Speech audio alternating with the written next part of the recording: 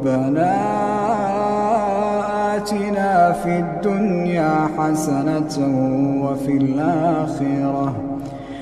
الآخرة حسنة وقنا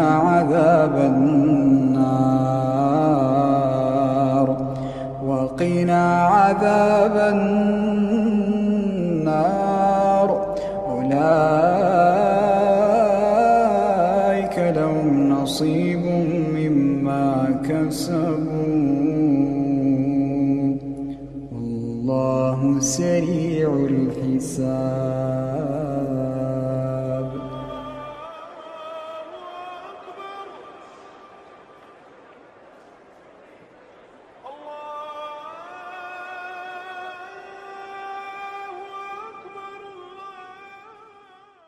أعوذ بالله من الشيطان